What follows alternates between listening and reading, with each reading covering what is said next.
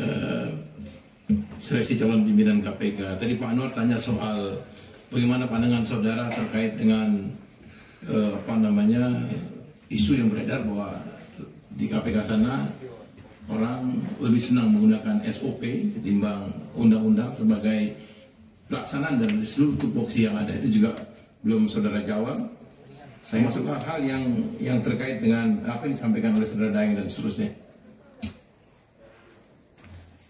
Terkait dengan motivasi Bapak Ibu yang saya hormati, kalau gaji barangkali di Kementerian Keuangan itu saya sudah lebih settle ya dengan posisi kepala kantor misalkan, gitu ya.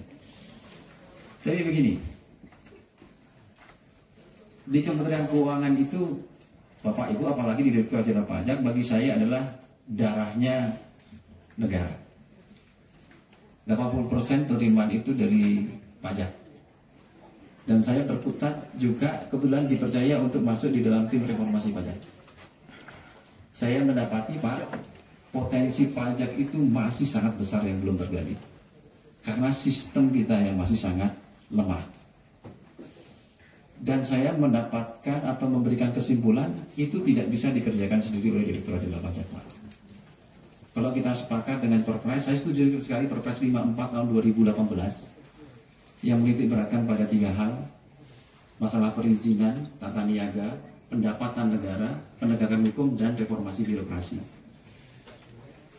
Pendapatan negara harus dikelola dengan baik Pak. Selama ini saya melihat kepincangan dari KPK sendiri ketika melihat itu. Kalau kita perhatikan Pak, hampir semua yang disoroti itu adalah sisi pengeluaran. Padahal kalau kita ikuti logika keuangan negara, maka keuangan negara itu ada uang masuk dan ada uang keluar. Derajatnya sama. Orang Jawa bilang lebih susah nyari pendapatan daripada pengeluaran. Tapi coba lihat Pak, pada sisi pengeluaran yang mengawasi itu sudah ada polisi, sudah ada jaksa, ada KPK. Tapi pada sisi pemasukan yang notabene 80-90% dari pajak itu diberikan pada level DJP. Maka DJP tidak bisa Pak kalau dia sendirian Pak, termasuk dalam melakukan pembenahan sistemnya.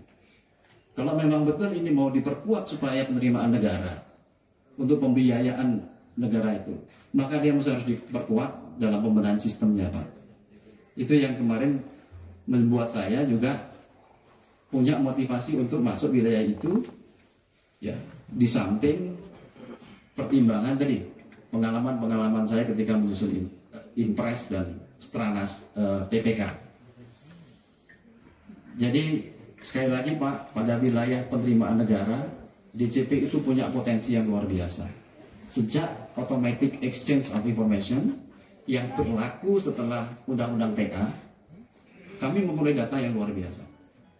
Baik dari perbankan, dari domestik maupun dari internasional. Tapi ini hati-hati sekali dalam mengolah data ini. Karena data ini kalau disalahgunakan menjadi luar biasa. Tujuannya pertama adalah tentu untuk mendongkrak penerimaan negara. Nah ini sistem yang sedang kita kelola sekarang di DJP. Dan saya yakin dia tidak akan bisa berdiri sendiri tanpa ada dukungan dari stakeholder atau dari pihak-pihak yang lain yang terkait.